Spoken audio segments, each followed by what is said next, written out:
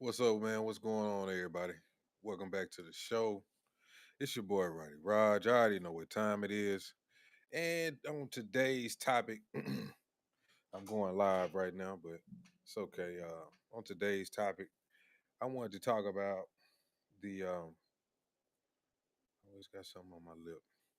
I wanted to talk about this video I came across because I had another topic in mind, but I was watching somebody else's video, and it was at this Heritage Foundation conference, and they had some black pastors who was basically speaking their mind and telling the truth about the black church and telling the truth about the black family and what's been going on from time to time now. And I think the topic of discussion, well, the point of it was one of the things that they were pointing out was that the Moynihan Report was turning 60.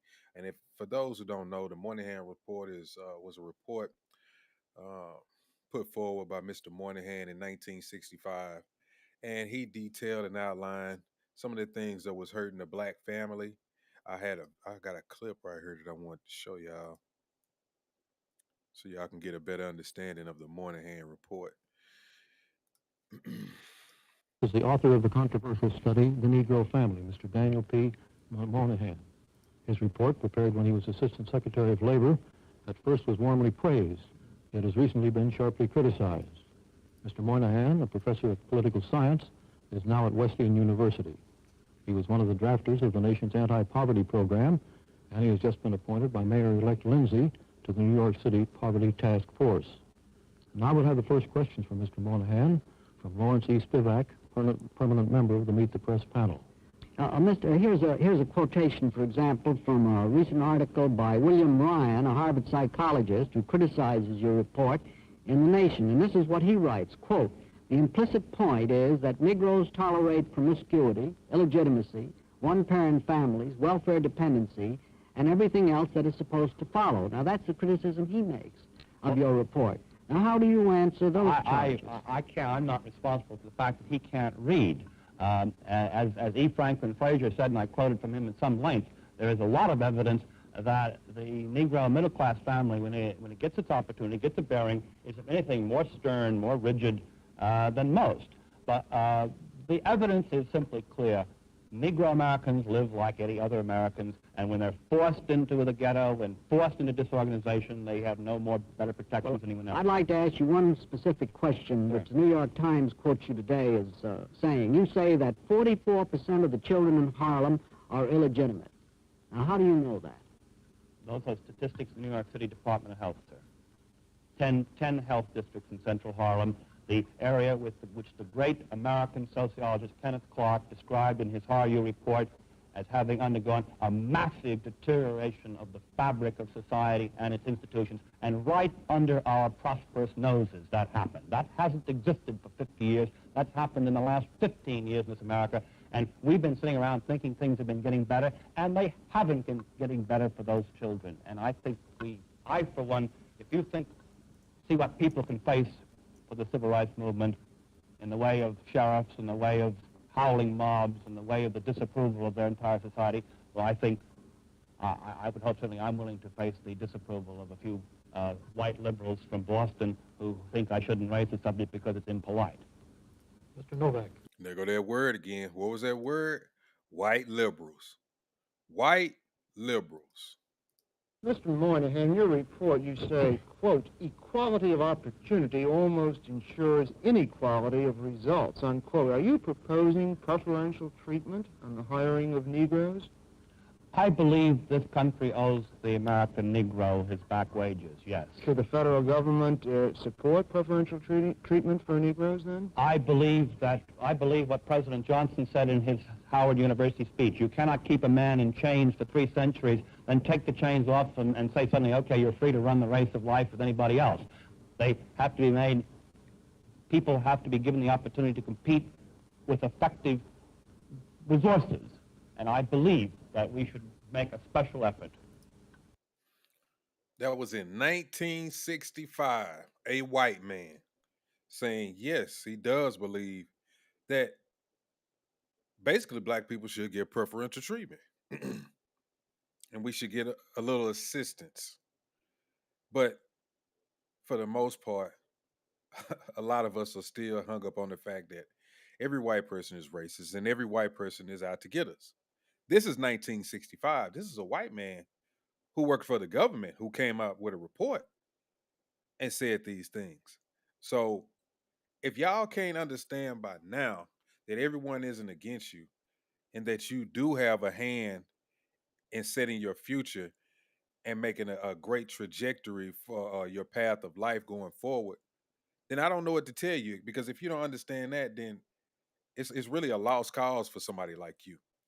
But back to what I wanted to speak about, and I want to go over this video and just give my reaction here and there, and let y'all leave some comments or whatever. And if you're watching this video, make sure you hit the like button, hit the subscribe button, and turn on your notifications if you don't mind.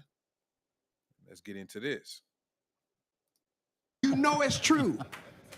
I live on the same block that I've been living since I was 19. I live 4/10 of a mile from where I was born. My generation, a corrupt generation, the baby boomers, we abandoned the communities that birthed us, that set boundaries around us, and buoyed us. We didn't come back, we didn't send back, we didn't call back. So when there's a vacancy in leadership, the ungodly step up.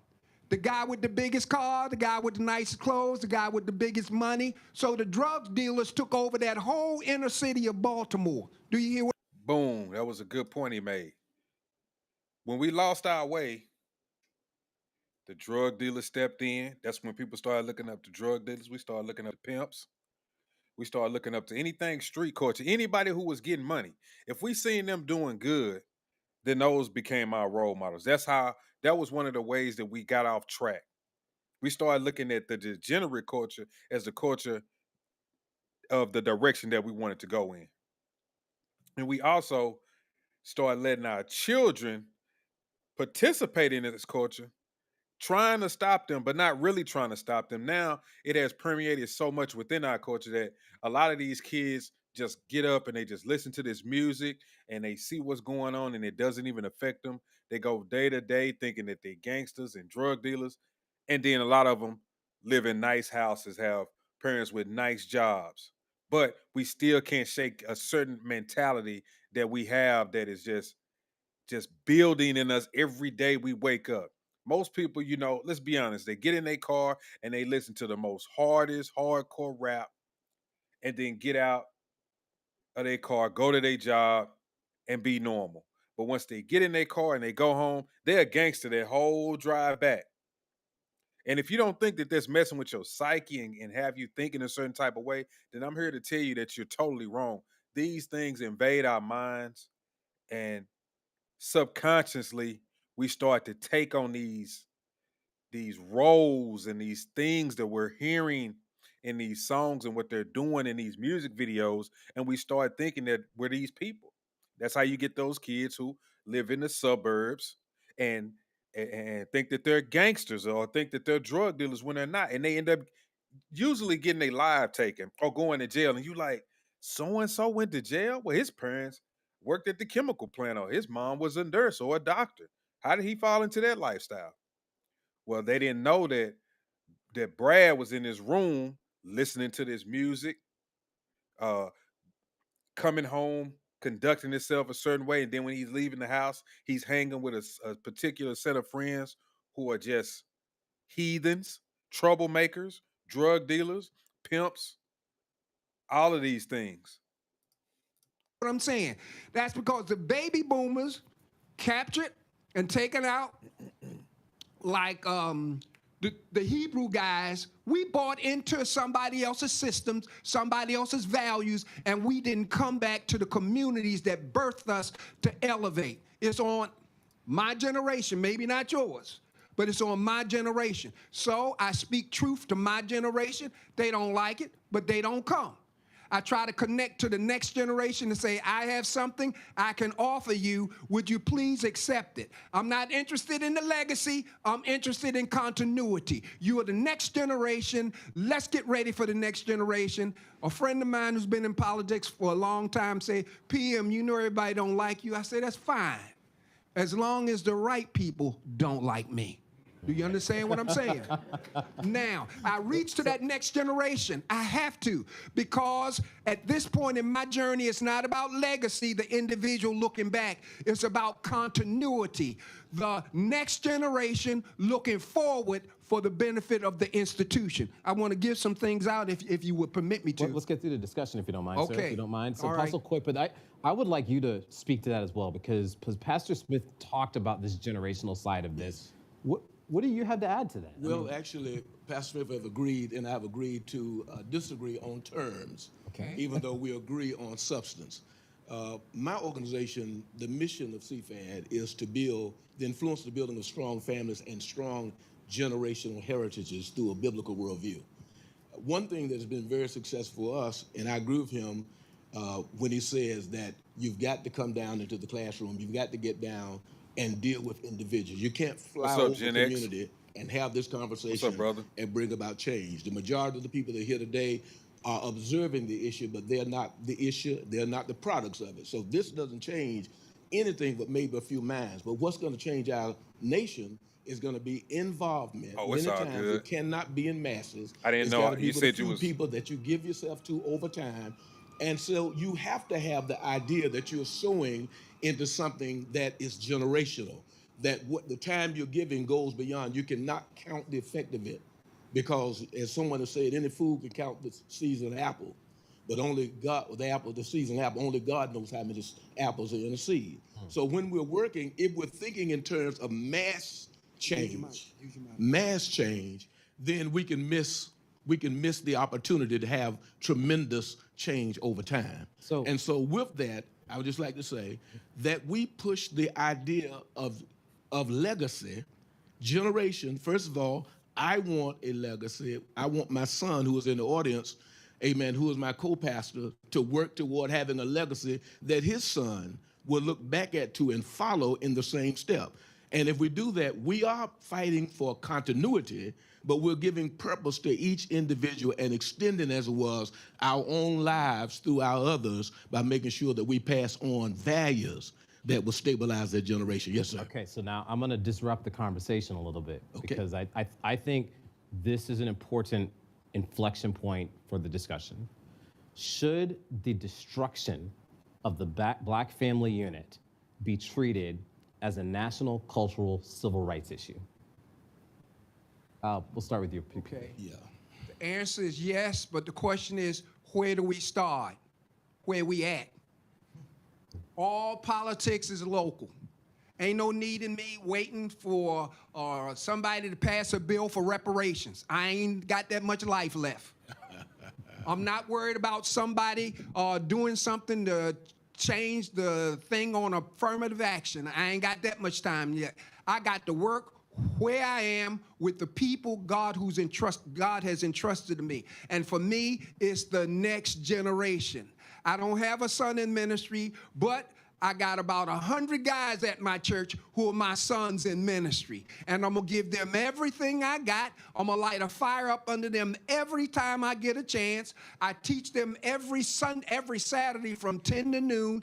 And I try to give them everything that I've got in terms of life experiences for one purpose only. You got to fight. You don't have to worry about what outcome is, but you have to fight. Once you line up with the Lord Jesus Christ, you become a part of the church, ecclesia. That means you called out. Different in a special way, special in a different way. God made me this way. I don't go along to get along. I don't bend over. I don't kiss butt. Forgive me. I kick butt. Do you hear what I'm saying? I live in the city, Giovanni. You know that's how we roll. You can't bend over. You got to stand tall. You got to be able to take whatever they bring you. You got to not necessarily hit back, but you got to know you only get one hit. Does that make sense? At our school, we got to prepare them for a world they got to live in, and that world doesn't exist now because of technology, the acceleration of it, and the imagination of it. That world doesn't exist yet, but we have to build them and give them what they're going to need to succeed. Character, Christ-like character, integrity, values, foundation that they can build on. That comes from the family. It should come from the church, and it should come from our school. There's a book, I sent it to Delano. Dr. Robert M. I'm gonna stop it right there, but yeah, he hit on the point. It comes from family. I don't go to church anymore, but it starts at church. It starts with having good faith, which means having good morals, understanding what life is really about. Anything that starts in the home, that's where we're gonna fix a lot of our issues. We're gonna have to fix our issues starting with the mom and the dad being on the same page, teaching the children, and not having the parents be split on their thinking where one parent is allowing the child to do something and the other is not. We both gonna have to get on the same page and say this is what we want for our family going forward, so that we can start build things like generational wealth. That way we can pass things on to our children. Because right now, other groups, even when they have divorces, they typically wait till the kids are grown and then they have the divorce. But in the meantime, they come to the realization that, look, we're going to accumulate assets, accumulate wealth, at least something to pass down to our children. They don't bring a lot of those wife and husband issues into the home for the children to see. A lot of them actually, look, I have a man on the side or I have a woman on the side. We just not going to talk about it. We're going to work this thing out until these kids move on, get older. And then look, we'll tell them what happened and we're not together no more. But look, we've accumulated homes, we've accumulated wealth, we all good. Y'all take care of y'all business, y'all go to school, y'all take care of y'all business, y'all have good jobs. And once y'all get done with that, and if we pass on, then we'll leave y'all something, and that'll be just extra for what y'all already building on with yourselves. But when it comes to black people, I'm ready to go. Soon as we have an issue, we breaking up. Therefore, the mom or is usually trying to get the husband for half of the things he owns, or if not all of the things he owns, and they try to just blow the money. They want to just have a good time. Even when they're in a relationship, sometimes they want to just blow through the money, have a good time. They don't want to accumulate things. We don't want to leave a legacy for our children. And then we wonder why we have so many issues as we get older, and wonder why we don't have things, and wonder why the children don't have things. Is because we set a bad example for them. If we were to set a good example for them, then they would have something to build on. And when I'm saying something to build on, it's not necessarily just wealth, but it's more so about your line of thinking, how you carry yourself in life. And all of those things play a part in what's really going on. What's up? What's going on? What's going on? Not much, man. What's going on? Not much. Because I just saw what you're talking about and I heard what he was saying. So, yeah. You mind if I just jump in real quick? Go ahead. Yeah, like you're talking about fixing a family, as the Bible said, is, God of a man, man of a woman, woman of a child. So God made man and made woman as his helpmate. So woman is not supposed to give, man all this unsolicited feedback. Man's supposed to go out, slay the dragon, kill the demons, come back, and he's supposed to find his peace at home. When he's coming home, he's not supposed to have to worry about, a man has to deal with me, these women out here. He has to be able to deal with me and all this other stuff. You were supposed to be his peace. He's supposed to come home, relax, tell him everything's going to be all right, take care of the family, take care of the home while he goes out and do everything. It's just these women these days, based on feminism, they got this false sense of, oh, I can go out and do this, I'm independent. But yet at the same time, they want all these boss babes want to come out and, I want to make my money, but I also want your money. I don't need you. I don't want you, but I need you. Whatever the case may be. And it's always been about them. And they're starting to see now that men are pulling away from that. That's why you see all these women on TikTok, all the Instagram, all this stuff about why aren't men approaching us anymore? Why aren't men doing this? Yada, yada, yada. Why they getting passports? Why they going overseas? Because we're tired of it. Why can't you just be peaceful? Jose don't have to go worry about fighting Louisiana or whoever her name is. Bobby don't have to go out and fight Becky. Lee don't have to go out and fight Jen. They get home and bow. Everything's fixed, ready to go. And it's just a black man. We come home and we got to do all this stuff. We got to jump through even more hoops. But when the opposite is happening, Keisha, she ain't gonna make Brad do all this stuff. Which Keisha with Brad, you know, she's everything, subservient everything. Brad ain't got to do nothing because she knows she needs to fall in line. But when it's old Keith or Kevin or Marquand, she pretty much make him go to war just for basic shit. You're right, and they also, like you say, going to the point of what you're saying about the Keisha and the Brad. The black woman, when they're with the white man, like you say, they're submissive. They do what they're supposed to do. But when it comes to the black men, they have all of these obstacles that you need to go through, and then their requirements are even more than they are for the white guy. Those requirements when it comes to a white man drop way down. They don't have to look as good. They don't have to have as much money. They cool with all that. And I seen a video once before where it was a black chick and she was talking to her husband. He was in the bed. You know what I'm saying? She looked at him. She was like, what are you doing? He said, I just got off work. I'm resting. She said, just because you get off work don't mean the job is done. She's like, you supposed to go clean up or, do. It was all of this other stuff she had him to do. And I'm thinking, like you say, when in a Mexican family, when he comes home, he is ready to eat. She already cooked. She already took care of the kids. She don't want him to be in the kitchen trying to cook and trying to straighten up. She don't want him doing none of that. And she's not complaining and trying to force him to do any of those things. But only in our community is so broken where we have all these requirements of the men, and she's supposed to be our piece. Like you say, we're supposed to go out, make the money, provide for the family so they can have something to eat, have a roof over their head, have bills paid, only to come home and catch a bunch of hell, which is unnecessary. Yep, exactly. Because it's funny too, because like, oh, man has to make this certain amount of money, this, that, the other, and it goes on. When he comes back, and like you said, my money is my money, your money is our money. And when you meet a female, the first thing you want, how much money you got? You're gonna do this. You're gonna pay for this for me. A man's got to be able to pay out my bills. So what were you doing prior to me meeting you? You're an adult. That's part of being a fucking, not to be cussing, but that's part of being an adult. I've been paying my own bills since I was 16. I had my first job at Pizza Inn way back in the day, 1994. 1994, Pizza Inn. So it's back in Texas for y'all that don't know. Cedar Hill specifically. They don't know about Pizza Inn. Yeah, but that was like my first job. I remember one. I was the oldest. I have a younger brother, younger sister. I was like, Mom, you ain't got to worry about taking care of me no more. I help with everything. Just take care of them. I got me, and I got whatever I can do, contribute as far as being a little 16-year-old.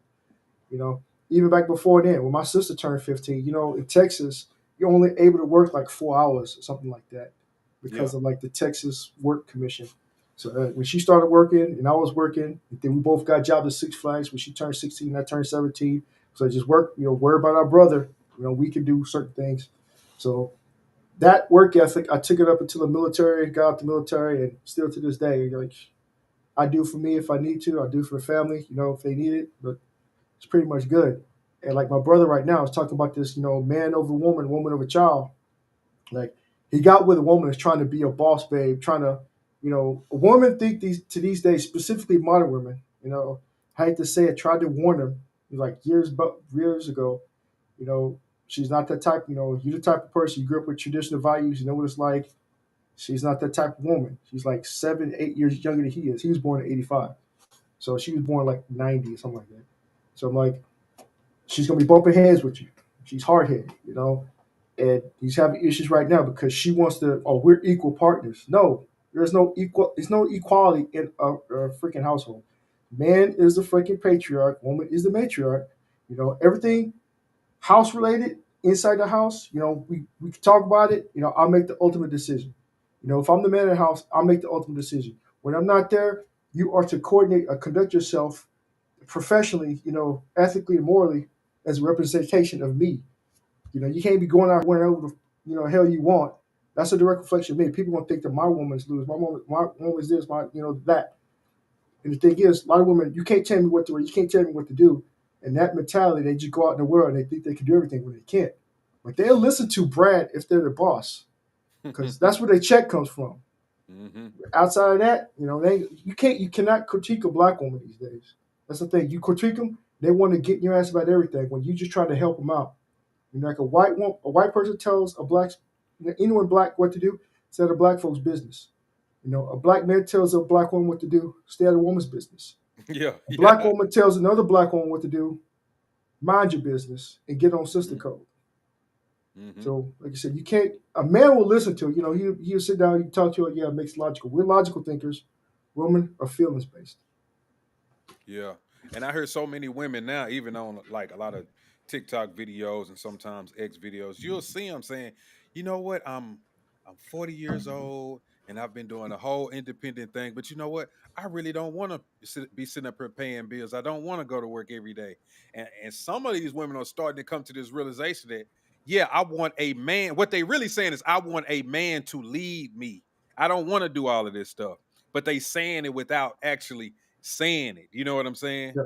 And, They and, don't and that's understand. just, go ahead. I'm saying they don't understand what that comes with. Yeah, I want to be led. I want a man to lead me. You know, you talk about this woman. Okay, this type of woman I am. Blah blah blah blah. Okay, would you date yourself? And you sit there and they think about it like, no, I wouldn't date myself. Obviously, because like even a woman don't want to work for a woman. She'd rather work for a man because women know how they are, specifically black women. Because you know, you guys critique each other. Y'all just no matter the change of the wind, y'all either with each other or y'all just completely be against each other.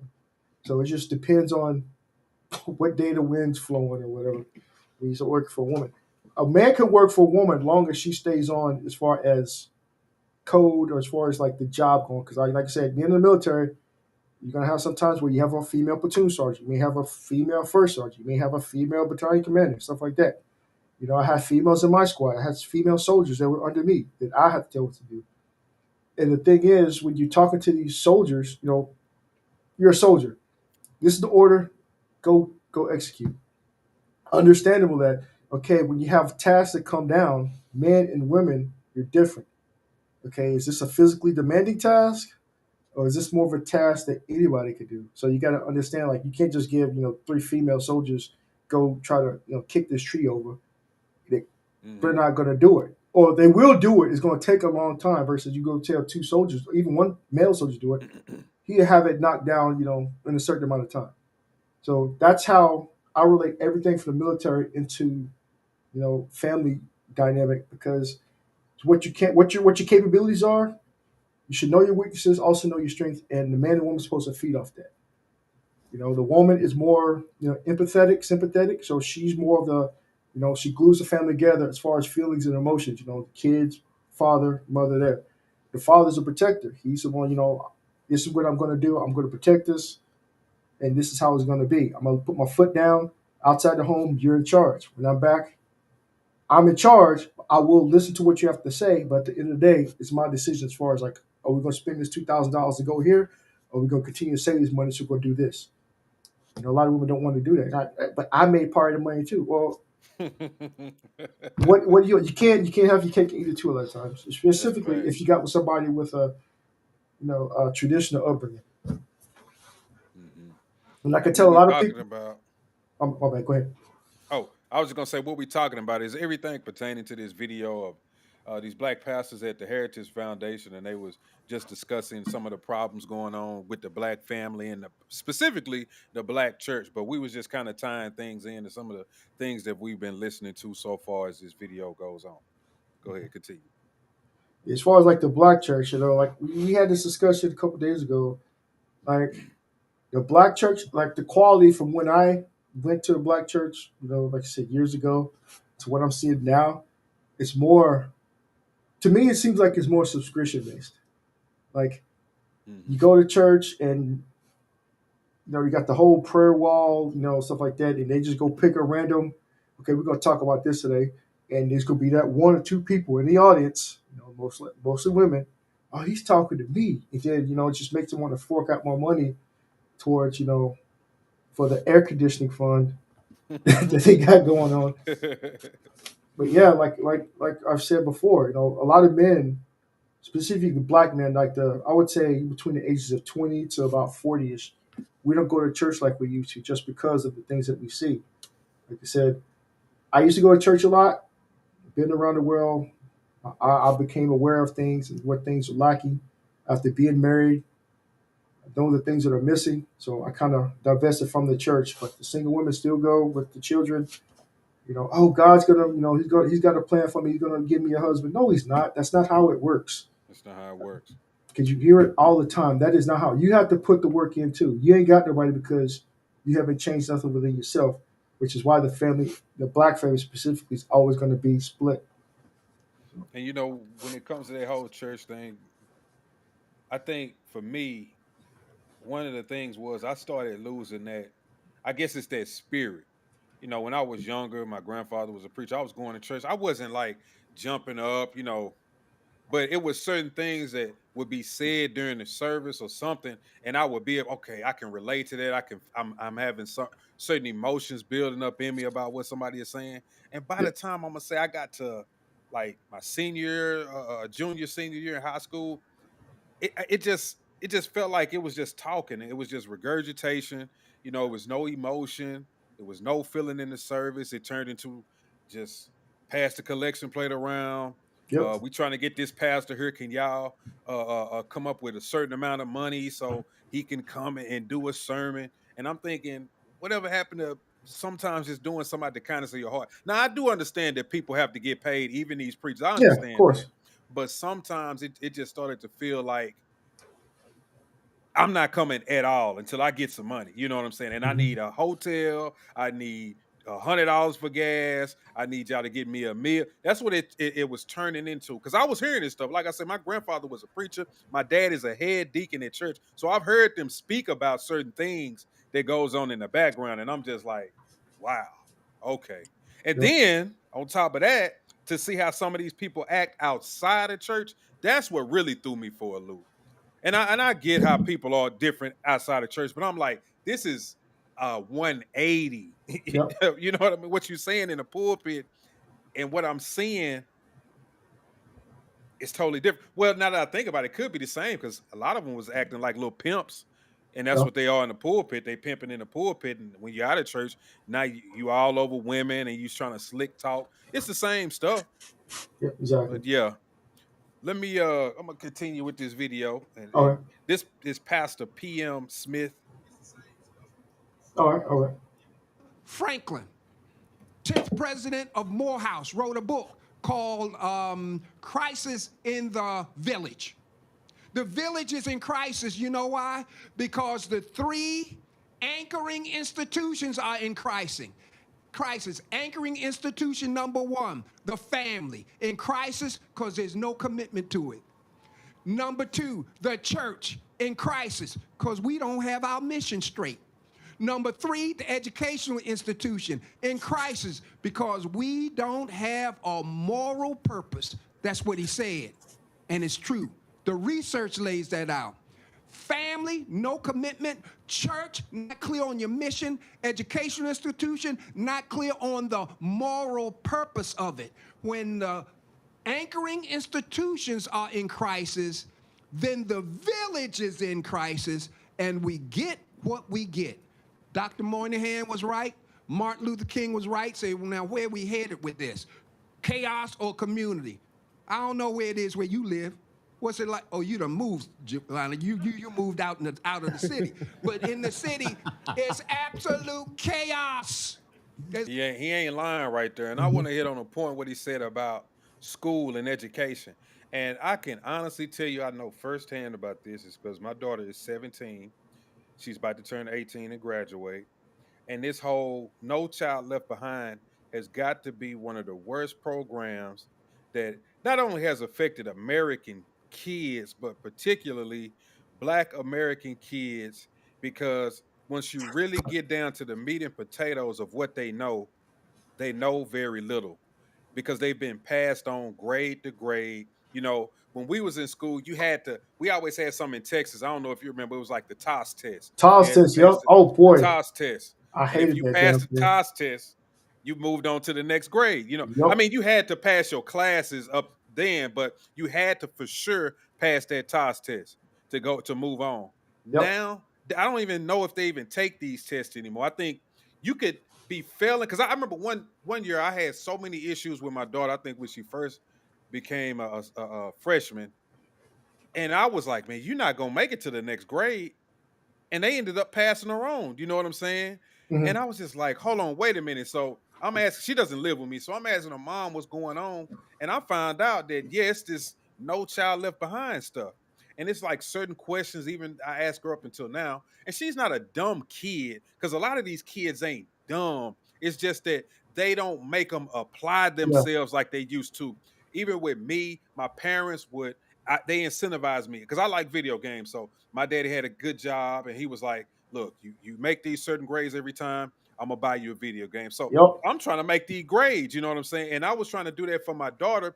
But if I reinforce that, but they don't reinforce it in school, what's the point? Because Yep. y'all just passing her on, but I'm just giving her, items or whatever she wants because she quote unquote passed when she really didn't. It's Yeah. not doing anything. So all of these things got to be reinforced in school and they have to be reinforced at home. Some children need to be held back. And I know some of my friends and other people I know who got held back a grade. Because I used to think like it was this one kid and it was like, nah, he older than us. His mom held him back. But it did him good Yeah. because he was passing every grade. He was doing good in school. But I never knew that he was like 2 years older than us the whole way through. You know what I mean? But hell, if he That's held back was in twice. his right grade, see, if he was in his right grade, he probably wouldn't have amounted to nothing. And I think he owns his own business and everything now. So we gotta start having some type of limitation. No, you didn't pass. No, you cannot go to the next grade. You need to go back. We need to get back to stuff like that. Your thoughts? Yeah. Yeah, same. Like I graduated when I was 17 because I took a lot of the AP classes back in the day. And so Mhm. when you said like the 2 years, that 2 years ahead, that means 2 years older. That's 2 grades he got held back. Mhm.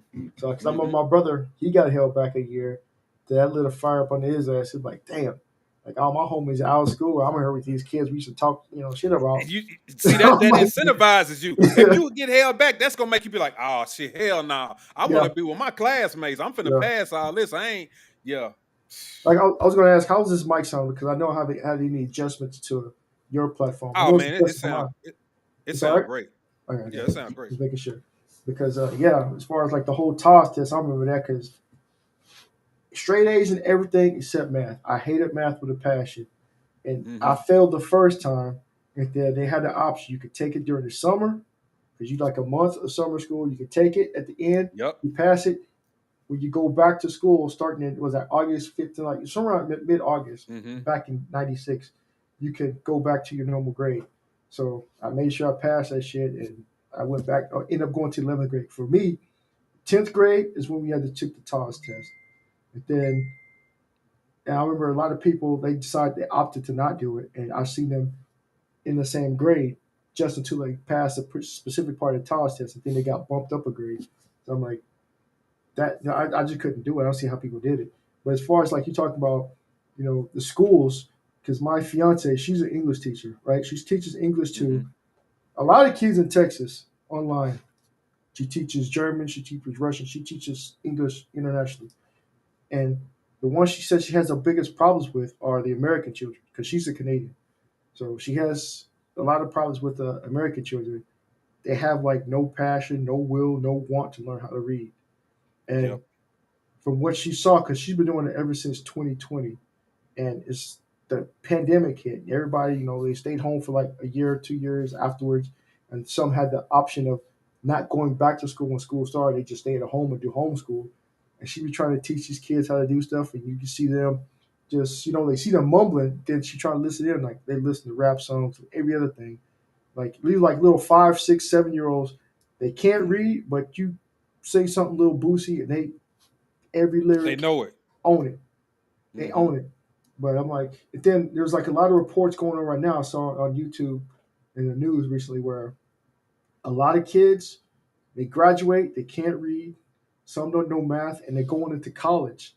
And then they get in their first, they do like some report or whatever, and they realize that they're just doing it on the computer, typing, say, no, I want it handwritten out. Because a lot of people going there is trying to use a chat GPT. And after the teacher discovered that's what they're doing, she said, okay, we're going to do it over again. Fresh, we're right here, right now. Write, 10 paragraphs, write something. And they have no original thought because they couldn't ask ChatGPT what to do. And even then, when they was typing it up, you could tell that that is not how they do their test. Because like anything we do, any type of writing, like even when I was in school, I remember like for occupational therapy, to do like this test, right, of how you write, so you can see the types of words you use. If there's any type of run-on sentences, see like your grammar, your spelling, and then they keep that. And then when you write it again, but this time on computer, they can see your form of writing style, and they can compare it to what you hand wrote. Okay, yeah, you didn't write this. You're cheating. Run this through the whole spell, the check it to make sure that you're not doing any type of plagiarism. But yeah, that's how, as far as like the school system going right now, specifically here. I mean, well, not here, but over there in Texas. I'm in Seattle, everybody. Yeah, down in Texas, I know specifically a lot of people are failing back, and there was no such thing. We used to shame you back in the day when I was in school. If you couldn't read, especially like even people who used to stutter, you start sniggling, start laughing at them. It's an embarrassment. Yeah, bullying was a thing back then, and to me, I like bullying, and I didn't like bullying at the time, but back then it built character. Yeah. Like it made you want to do better. Because I found it as a rite of passage for men. You need to get bullied so you know how to persevere, be resilient, and move on, become a man. Because when you get out of high school and when you're faced with the real world, nobody It's cares. relentless. Yeah. Nobody cares. Mhm. You either shape up or move the hell out the way because somebody else is going to come and take your spot. So just people like specifically this younger generation just don't understand the importance of reading. I don't know why. And like it all ties, like you said, ties back into the home, which ties back into the church, because you got to build your solid foundation at home first before you start going to school. Because like everything you learn at home, you're gonna take that moving forward. Your way of thinking, type of people you associate yourself with at school, and it ties off in the church as far as your morality, your ethics, any type of discipline. When you go to church, you build upon that. And a lot of people don't realize that they all work hand in hand as a building block. Cause think about this, Gen X. I know you remember this. It was always like a kid whose parents used to make them dress up to go to school. I mean, they had to wear like a suit or something, and everybody used to make fun of them. Yup. But their parents did that for a reason. He's You know Bill what I'm Gates saying? now. He's That Bill kid is Gates Bill now. Gates. That's That's my Bill point. Gates. That's Elon my Musk. point. Yep. So That's my point. And that's why even in high school, our basketball coach used to make the basketball players dress up, wear suits on game day. And yep. everybody used to laugh at them. And I'm like, no, he's trying to build character. But even I was laughing back then. But now that I'm old, I'm like, he was trying to build character. He was trying to instill them being young men. You know what I'm saying? Yep. And that's what we need. Like, carry yourself a certain way. If you carry yourself a certain way, people look at you a certain way and they treat you a certain way. If you go everywhere looking like a thug and a gangster, people gonna treat you like a thug and a gangster. So you can walk somewhere and have on a certain type of attire and then get mad when somebody say or say something wrong to you or treat you a certain way. Well, look how you looking. If you would have Yep. came up in here with a suit, like to a nice restaurant, then they would have seated you properly. But if you walked into a nice restaurant, you got on a do-rag and your pants sag and they ask you to leave, you can't get mad. You know what I mean? It's a code of conduct and it's a set of rules that we all got to live by, and it ain't nothing wrong with that. And I think a lot of us don't like the rules that are set forth for us to abide by. They want to break the rules. You can't do that. It's What's not a good way crazy? to live. Which is crazy to talk about, making fun of. I used to be art back. You do art back in the day. I didn't take it too seriously. Like, oh, this is, it's weird. Weirdos. Who does any drawing these days? I used to make fun of a lot of people. And then I remember this one kid. His name was Evan Cook. This white dude, ponytail. He used to, he dressed weird. We thought it was weird. Shit you not. I was playing some video games back in the day. Freaking what's that game called? The Nathan Drake series. I think it was like Uncharted 2. Oh, Uncharted, yeah. I've played all those Uncharted, Last of Us, all those games. And I'm just watching a little credits roll by. I said Evan Cook. I'm like, no fucking way. My bad for cussing, but I'm like, no you good. way. And I'm like, let's just go do some research. I got a computer. The same one that was in high school with me. I'm like, motherfucker. Man. He graduated. He went to Texas A&M under his artistic scholarship. I'm like, I played all the games, like I said, like The Last of Us 1, The Last of Us 2, like anything. He made the graphics for those? Yeah, he's one of the project of the what's it called? Damn. It's like the different types of artists, but I think he's like a background artist. And now, like recently, when I played, it was like Last of Us 2, I beat that, and like he's like a senior lead artists. I'm like, Mm-hmm. it's like you You're gotta doing like, the damn thing. yeah. I'm like, well, you say you want to do game, like I thought it was just weird playing. Everybody took their own different direction, but like he's the only one I remember recently as far as like, damn, that's that dude we used to make fun of in high school. Okay, then same thing kind of what happened with damn, what's his dude to play Killmonger? He ran into that one chick that used to make fun of him. Michael B. Jordan. Yeah. Same thing happened to him. Like, like, oh, you used to make fun of me. Now I'm the lame guy, huh? Now I'm rich I as remember hell. that video. Like, yeah, I remember that video. You gotta be Man, careful I when you wish make I fun had of that man. video queued up because I would have sure played it too. That's one hell of a video right there. He got it good. He said, "Oh yeah, I remember you. You used to make fun of me." Uh-huh. You know, you said, yeah, you did. Yeah, you did. You can see in his face, like, yeah, you did. Mm-hmm. Yeah, you did. He was serious. Mm-hmm. He remember. See, people don't realize that people will never forget certain things like that. Mm-hmm. They never forget that. So I knew he wasn't lying because, like you say, you can see it in his face. He remembered that, and he never forgot it. It's like you hear from me. I'm all bad. Go ahead. Right. To combat that with the word of God through a community of believers that are willing to stand up and go in a different direction and stand on this thing right here, the word of God, without any apology. The word of God. When I was a lawyer, I pledged allegiance to the Constitution. I'm a Christian. I pledge allegiance to the word of God. This is the blueprint. You talked about blueprint. That's a foundation for building something. You want to say but something? Then you talked about I got something action. about that. This is another meeting where we lead with no plan of action. Yeah, like he's talking about the blueprint. That's another thing too, because I remember growing up back in the day, like all the pastors, from what I remember, even up to my adulthood, they're older gentlemen. They're like 60s, 70s. They're older guys, and a lot of these newer pastors see they're younger. They're trying to make everything more modern, more hip. So a lot of things is being lost in translation, because back in the day, like I said, they were yelling. They're passionate about what they're saying. They stick strictly. They stay specifically to the Bible, and they try to give examples. But a lot of things back then I didn't understand because they weren't trying to relate it to someone younger. They weren't trying to make it more modern. They were, like saying, staying with the book.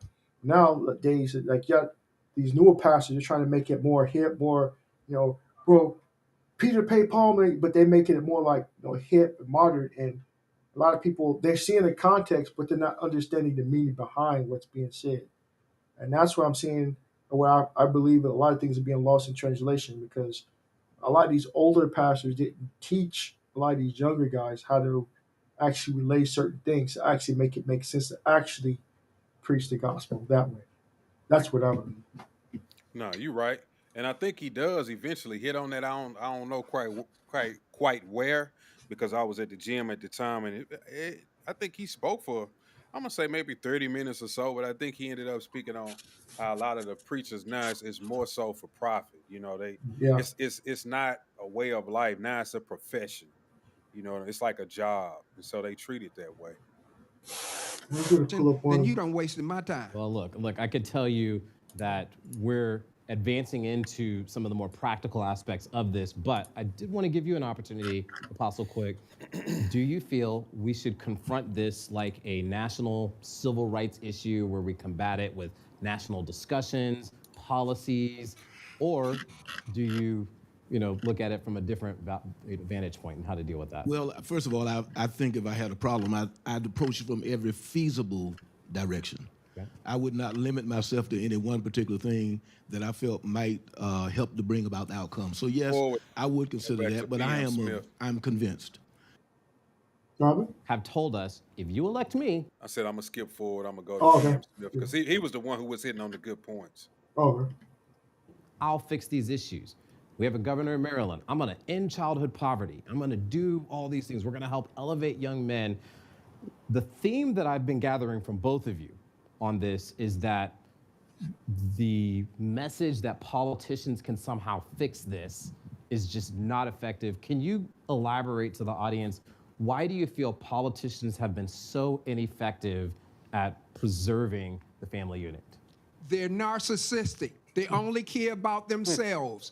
When they come into office, it's about GPA, greater political ambitions. Whether it's the mayor of the city or the governor of the state, they may make history, but they won't make a difference. They have adopted the policies of one party. And do I have to say Democrat? If we talk about Philly, Detroit, Baltimore, D.C., Democrat dominated, and they do what they want to do. Look, I'm dealing with a question from you. They say climate is important. They say Gaza, health care, AI, DE. Where I live, crime is important. Where I live, the quality of education is important. Where I live, economics is important. Waste, fraud, and abuse by you and making the community unaffordable for me and my kids. Every citizen deserves and desires safe streets, a great education for their future, their kids, and you stop stealing. That's what we deserve. But we've turned. You want to hit on that? I seen you. No, it's like what he's saying. Like he's right, but you talk to Mayor Brandon Johnson. Man, he's still trying to get all this money from Trump. God. He said, "Yeah, we need this money so we can buy. If we get good housing, it's going to stop a lot of this crime." I'm like, what is housing going to do for crime? You have a policing issue. They're defunded. They don't have enough personnel there, and you guys went lax on as far as enforcing the crimes. That's why the crime is running rampant. You be more strict on crime. You actually, no matter what they're doing as far as like criminal activity, it's still a candy bar. Hey, you going to jail? You got this big fine, blah blah blah blah. Instead of just catch and release, or we got to hit like a threshold of like $750 before we actually take him in as far as like this type of felony or larceny. Crime is crime, no matter how big or how small it is. It's just thinking that we're just pulling away from that because you're trying to lessen it because you don't want to put people in jail. But you're doing them a disservice because your city people need to go to jail, bro. And I don't know why so many black people hate to hear that.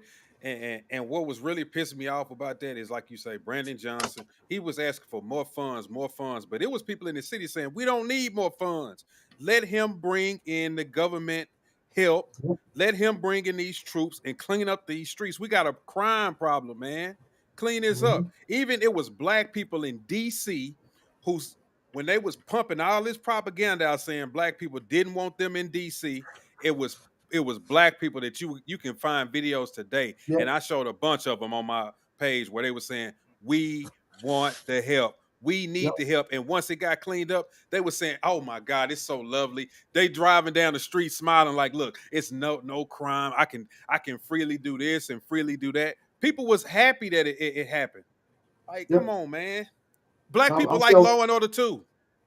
Yeah, I saw this one video. This old, it was like an 80-year-old grandma or something like this. She said, I have to get back home before a certain time because if I get back too late, they're going to try to rob me. I'm like, damn. Wow. That just, that's exactly what I said. Put everything over to Go ahead. NAACP, and they ain't been relevant since Thurgood left. Right. And listen, when I was in law school, Thurgood was my hero until I became a Christian. I said, I wonder how Thurgood voted on abortion. Dun-dun. Thurgood voted to abort black kids. I don't care what he did, civil rights. He can't get my vote, and he ain't my hero. You my hero. Do you understand what I'm saying? The greatest revolution that can take place in a person's life is to become a Christian. The greatest revolution that can take place in any person's life is to become a Christian. I was crazy, I was a rebel, but I'm a Christian now. I am old and dangerous because I have no fear of dying. I used to say to my people, I don't care. But now I say, I'm not afraid. Look, I look at the Gladiator every week. Russell Crowe. No, you got to get your motivation where you can get it. Russell Crowe's mentor say, you in this arena and there's only one way out. On your shield. Russell got in there. They double-crossed him, stabbed him. He fought to the end. With his dying breath, they say, now what can I do for you? What do you want? He said, free my men. Did you hear what I said? Free my people, right? He's about to die. He dies. And the lady that comes out and loves him looked at him and said, soldier of Rome, honor him. If you are in the arena, and I'm almost 80, but I'm still in the arena, there's only one way out. Charlie Kirk, 31, in the arena, an honorable death, only one way out, on his shield. Do you hear what I'm saying? It's only one way out of this thing. And she said, soldier of Rome, honor him. And they took him up and put him on their shoulders and carried him out. You know what I want them to do for me when at my homegoing service? I want them to sing the Solid Rock when I come in. I want them to sing Frankie Beverly, We Are One, when I go out, right? And I want somebody to say, a soldier of the cross, honor him and carry me out on their shoulders. There's only one way out. Only one way out, Brother Alexander. There's only one way out, and that's on your shield.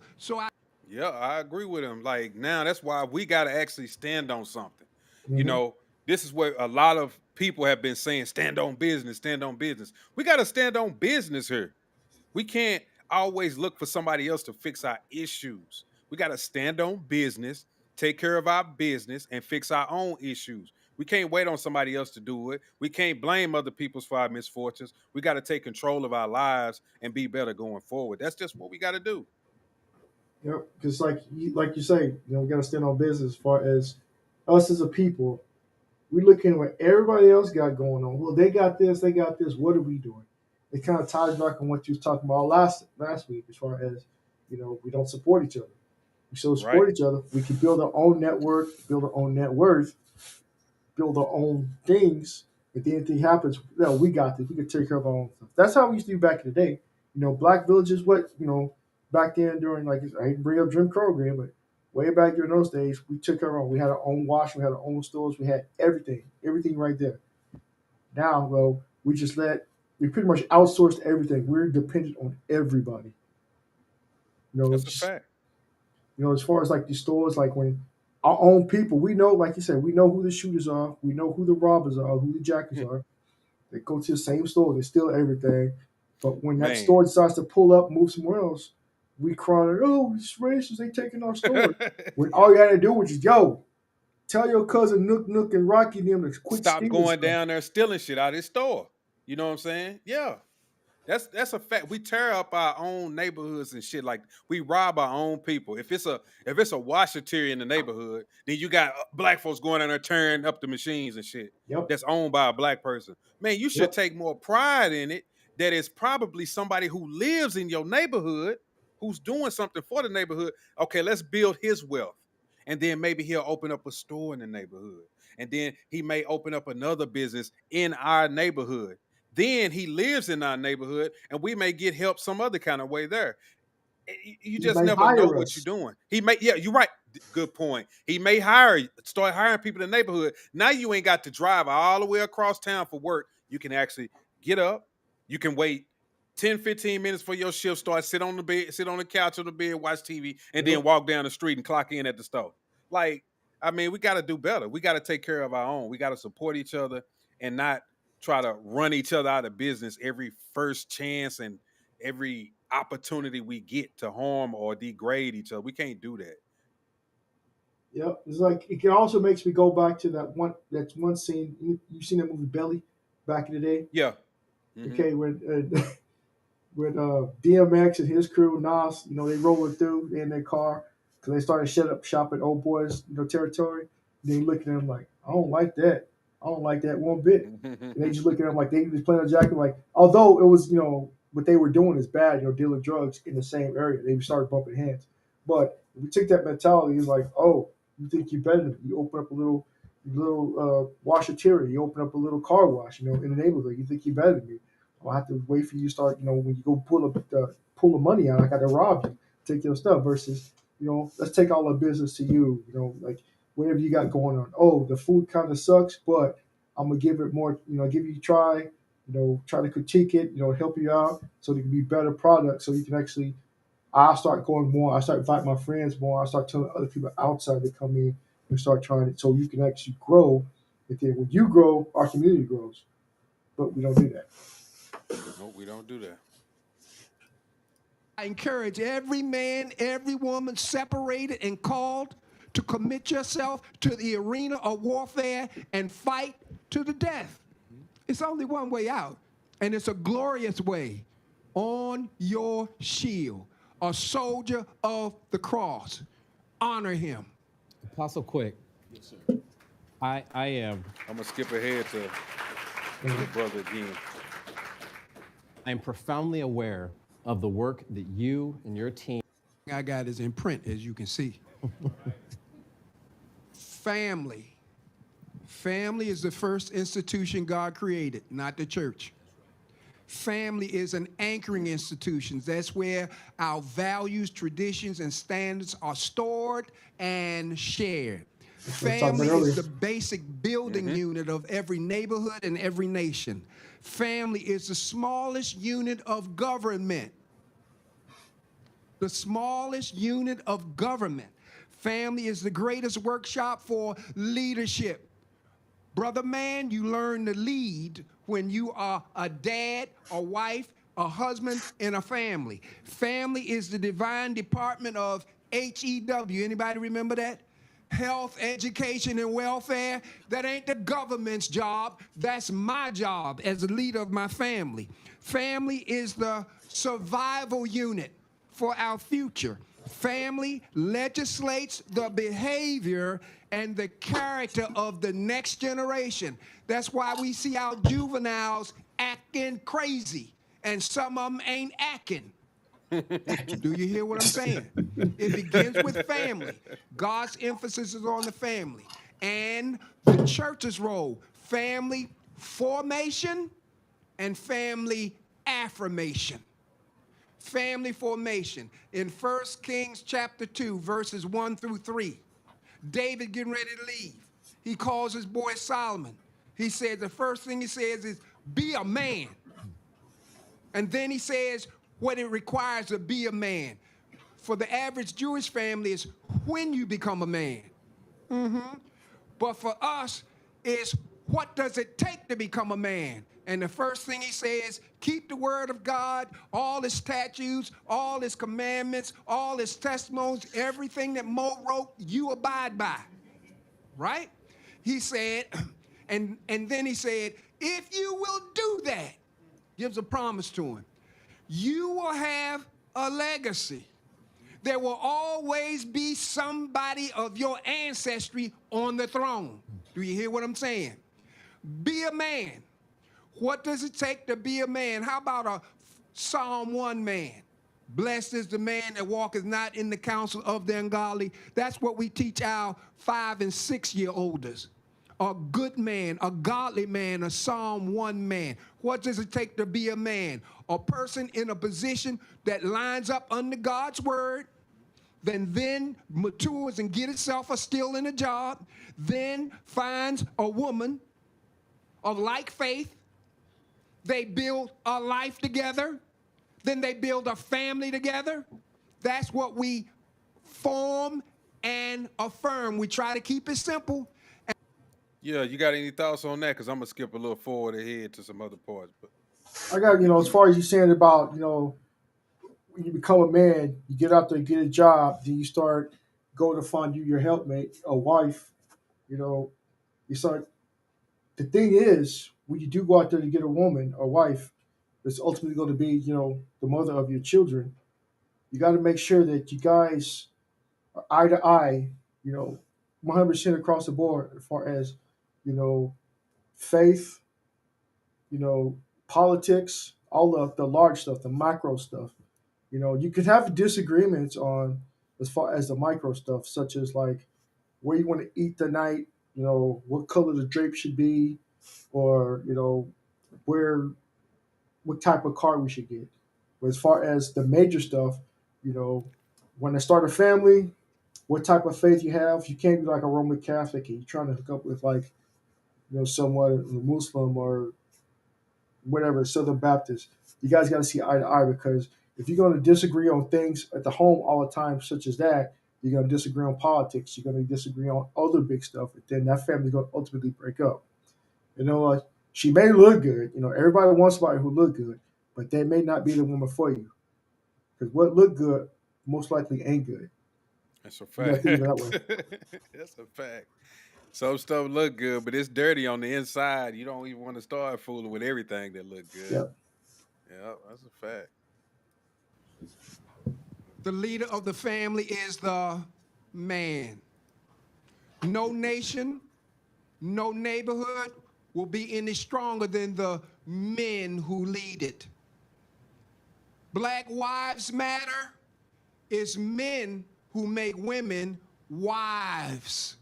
Am I right? Uh-oh. Be a man, but that's not what I hit him with. You're going to trigger with I something. roll up on him, I say, you special, lying. Broham. They like the picture. And nobody's going to be angry when I tell them how special you are. The work you're doing, this is a good place to start, but don't get stuck here. The work that you're doing, I used to have your job, but I wound up going to school. A word of encouragement. You respect. How many kids your mother got? 4?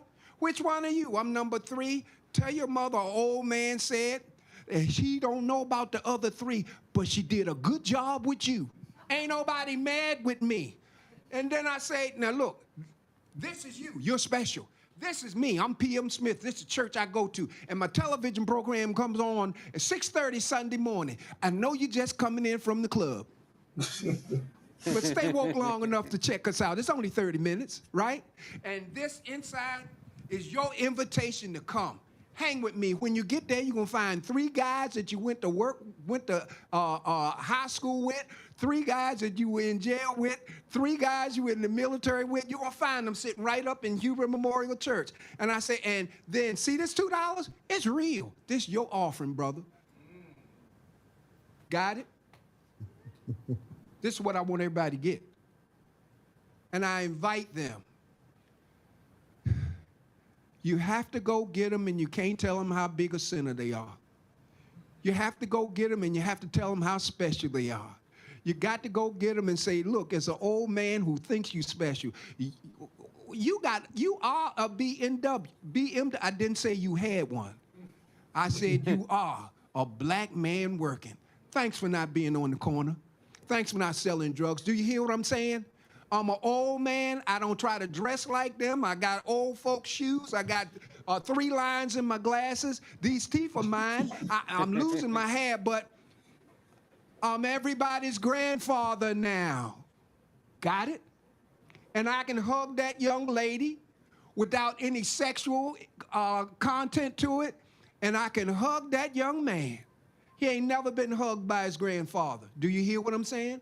Give me a hug, boy. Come, let me hug that head. Great haircut. That's a big boy haircut. You got a big boy head. Do you hear what I'm saying? We got to go reach these guys, because the key to the family is the mentality of the men, the commitment of the men to make that woman his wife and not his. No, that ain't quite what he using it for. That ain't quite what he using it for. And that's the reason we got so many these shows. Who My Baby's Daddy, DNA, divorce court, paternity court, no commitment to the anchoring institution of family. And it starts with men. Let's go get our sons. And this is what their eyes turn to me and almost water when I say, look, I've done everything you have done, and I probably did it more times, and I know I did it better than you. But I'm a Christian because as a Christian, I discovered you can always begin again. Amen. Am I right? Yes, ma'am. Amen. All that right. wins them. You can always begin again. Let's go get our sons first, and then we'll build a family. I'd like to give this to everybody. How can I give this out? Yeah, and I reason why I had showed that and played that from him was in particular, you know, like I said, I haven't been in church in so long, but still, I think he had a great message. He delivered it well, and it didn't seem as if he was only talking to church people. You know what I'm saying? You know how sometimes when you go to church, it's like they exclude everybody else and they only want to talk to church people. It seemed like he was just talking to people in general.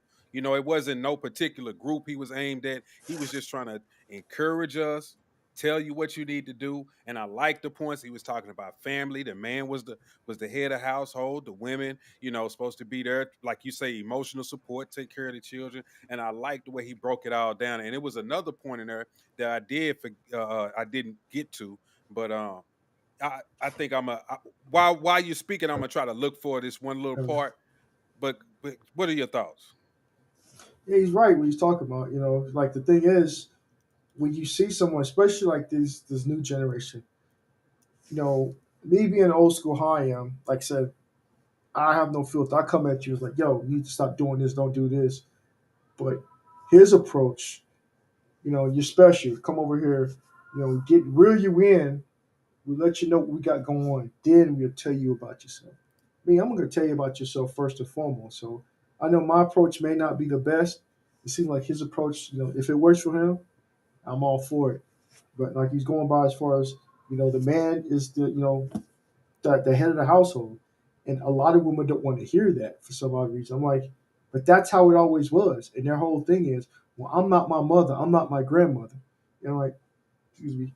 I'm like, well, the thing is like, okay, so yeah, my grandmother didn't like my grandfather, but at the time, back then, we stayed together because being together worked.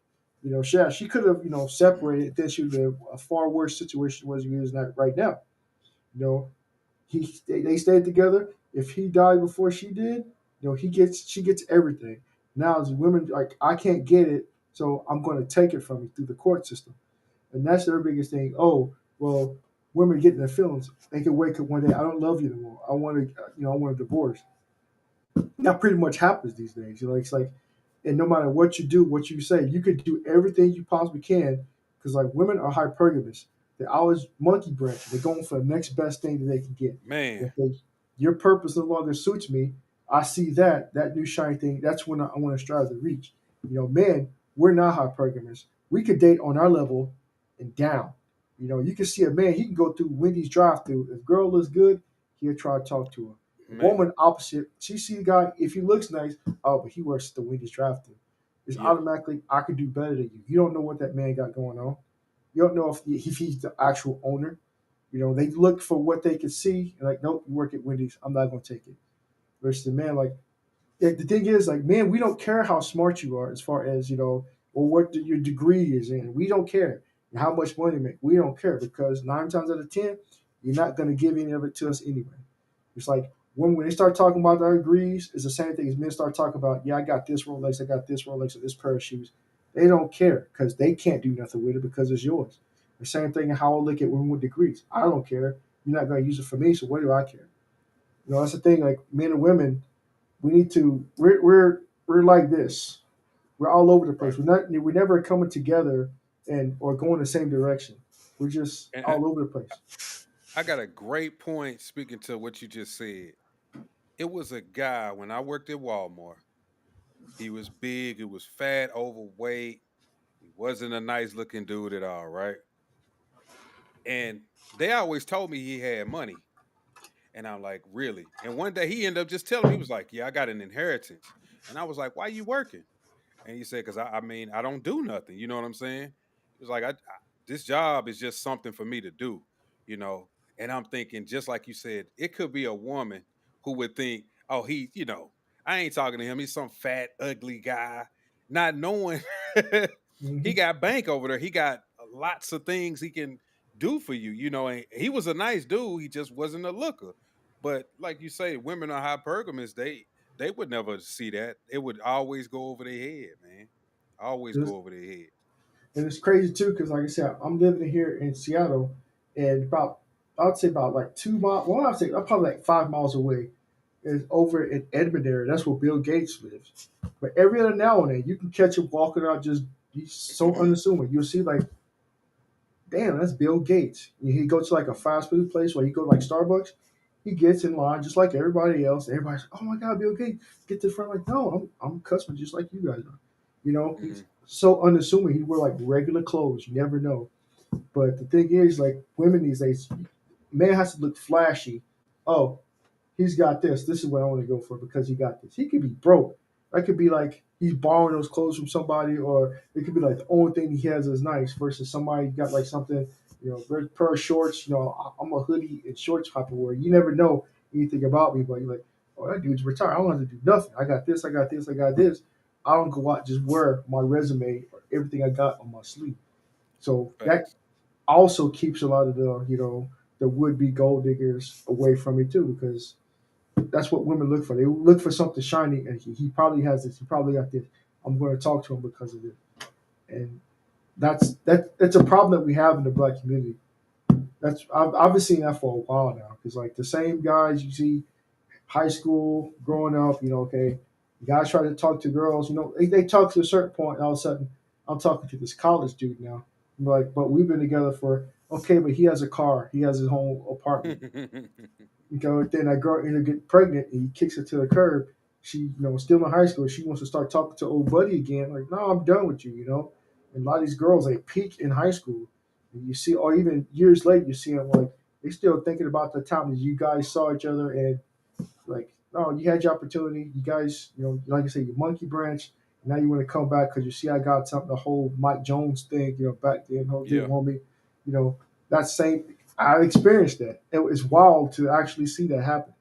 You sit back and just laugh like, no, I'm good. A lot of them will even break up their families, like you said. Oh yeah, next best thing. They'll have a decent. Let's say the guy is making $150,000. They got a nice house. She doesn't work, and he pays for the bills, and they go on little trips here and there. But another guy came along, and he's making $300,000, and she gone. She don't care how this is going to affect the kids. She doesn't care what it's going to do to their psyche, their mental, their how they going to be. Throughout the rest of their life, she doesn't care. She just knows that she finna upgrade her lifestyle, and that's all that matters to her. And it happens a lot in our community. It does. It happens way too often in our community. And like you see this older gentleman in the middle, back during this day when he was my age, probably, no, I'll probably say younger, 15, 14. Like I can't use myself as an example. Like my mother, my father, my grandmother. They only knew of what was in their local area. There was no, I know about Brad and Marquand and Deshaun over in freaking Maryland, and here we are in Oklahoma trying to talk to everybody across the pond or whatever. They always knew what was in their area, and they always got with somebody they knew or the next town over. There was no, like, you think about it. If your grandmother or your grandmother had Instagram, would you be born right now? Would you be alive? Probably not. Because, they're trying to talk to all these other people at one time. I think, and when I start talking about the whole family relationship and the dynamic, I blame it solely on the internet. Technology is what ruined family these days. Because back then we were more closely together. We all got to the table, we talked, we communicated. How was school today? How was this? Families really don't do that no more, other than like Sunday or some type of special event. When I was a kid, I can remember us always going over my grandma's house. That was a thing. We always went over my grandma's house, especially on Sundays after church and just any type of special occasion. We was always over there, and it would be at a time, man. It had to be at least 15 to 20 people at a time, just in and out, outside playing. You got kids running around. It's food. Now it's like some of my cousins, they never come around, including myself. I don't really come around as much, and and then when I do go over there, like on holidays, it's only okay. It'll be my grandma, my auntie, my dad, and me and my other. So I'm gonna say about 5 or 6 of us, and it's like 15 of us right now. But nobody comes around. No family. It's just dry. It's dead. That whole family aspect when it comes to black people is almost non-existent. I think like as far as like my immediate family, that's just like me, my children, my brother, sister's children, my mother, father, and I would say aunts and uncles. Just the immediate parts, like and first cousins, there's probably like 60 of us. And then you go outside of that, and then it's like probably between 300 and 400 of us. It's like because we're all over the U.S. We're Florida, Louisiana, Nebraska, California, Maryland, New York. it's just like back in the day when, like he's talking about, we just go to grandmother's house on Sundays. We leave out Saturday morning because back in the day when I was younger, we lived in Tulsa, Oklahoma. We drive to Okmulgee, Oklahoma. That's where my grandmother and grandfather lived. And we stay overnight until that Sunday. I had cousins come from Oklahoma City and come from other parts of Oklahoma. We all, so yeah, it was always fun. There was no video games that we had back then because that was back when I was like 7. It was 1985, yeah, 7. And 1986 when we got our first game, Nintendo. And so yeah, like 1985, it's like we still play freeze tag, we play curveball, we build bicycle ramps and jump over it. My sister and all the other female cousins, they play with their Barbie dolls, stuff like that. So yeah, we all had fun. We knew how to make fun of nothing. These days, you go to any like restaurant or somewhere fast food place, you see everybody's on their phones at the same table.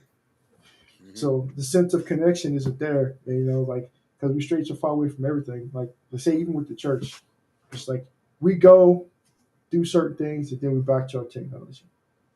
Yep, that's a fact. Well, I'm about to get out of here, man, and all right. I appreciate you coming through. This was a good video.